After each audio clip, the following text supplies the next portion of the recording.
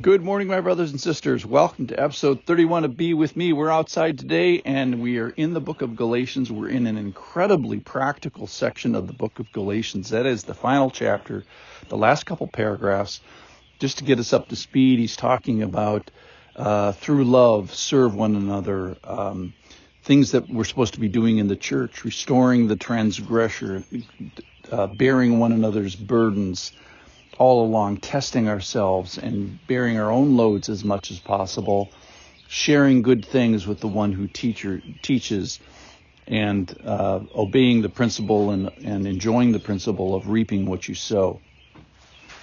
Today we're going to talk about weariness, weary of goodness, weariness of doing good. And I think the reason that a person would tell you to don't grow weary of doing good is why. I think it's because we have a tendency of growing weary of doing good. So very practical. Here it is. This is from Galatians chapter 6, verse 9.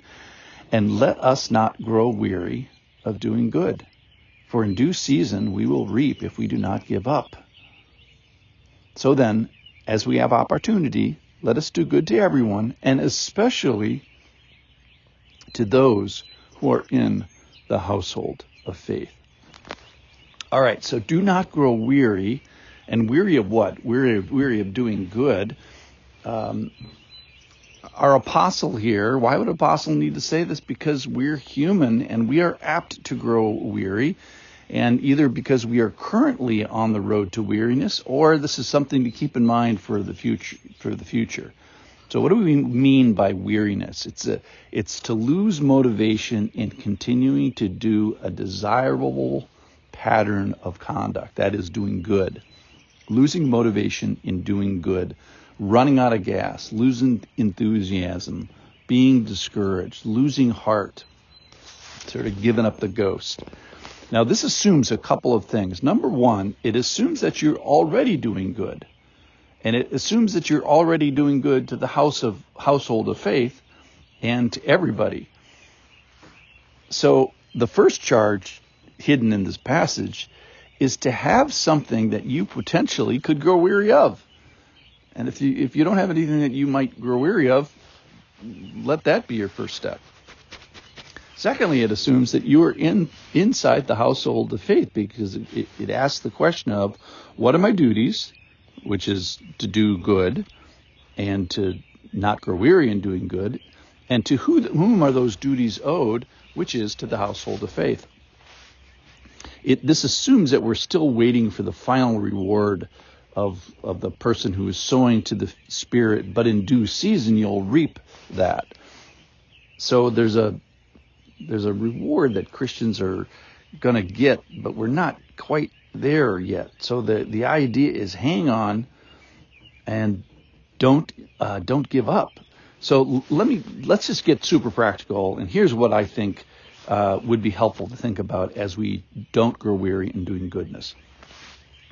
So when he talks about, hey, don't grow weary, it's not like, oh, I've been doing good for 6 months or 6 years or 60 years, and by definition, I'm going to grow weary of it. No, he's saying we have some agency in this. It's not just longevity. It's not just difficulty. It's we have an agency. So let's use our agency so this problem, weariness, doesn't happen. So number one, I would say, would be to set your mind to this, to engage your mind, your goals, your purposes, to love and to serve and to bear one another's burdens. So get your head right about this already. Secondly, is to seek to be a net positive in church. Now, the whole thing with bear one another's burdens is you're supposed to bear other people's burdens. That's step A. Step B is they're supposed to bear your burdens. So there's a little bit of you scratch my back in the church, which is a great thing. I think overall, just setting your mind to being of service, being good to the church, being a net asset, being a joy to your pastor. We talked about that yesterday. All right, number 3 is expose yourself to those who are not weary. And this, I think, just blesses and elevates the young people in the church as usual. because they are full of enthusiasm and it's just contagious. So I think that's a practical thing. Number 4 is be in a place that lays down an expectation. That is a teaching, a regular teaching, an expectation, probably from the pulpit, of service, of doing good, of bearing one's burden in the household of faith. Because I think if you don't set it from we are an organization, we are a people that does this, I don't think it's going to filter down to the extent that the New Testament asks. All right, number 5 is to find the weary and help them.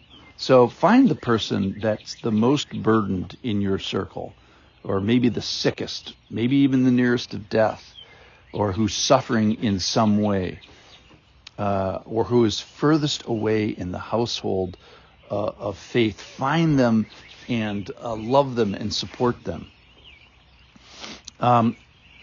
Sixthly, I would say, is assess your own weariness, because he asks us to bear our burdens and to test your own work. So look at yourself and say, are you weary? Well, maybe it's not weariness in doing good in the church to the household of faith that is making you weary. Maybe it's, work is making me weary, or my commitment to sports or recreation or just something.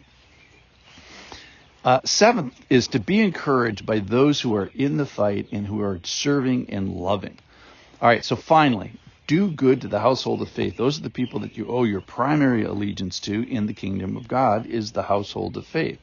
So your primary duty is to serve locally in your household of faith. So if you are serving in the Humane Society or the PTA or coaching a basketball team and not serving in the household of faith, I think Galatians chapter 6 would encourage you to do good to the household of faith first, and then if you're not weary, then you can coach your basketball team. All right. So set your mind to be a net positive. Expose yourself to those who are not weary. Expect weariness in others and yourself, and then finally find the weary and go help them. Thanks for listening. If you're weary, I hope to see you tomorrow.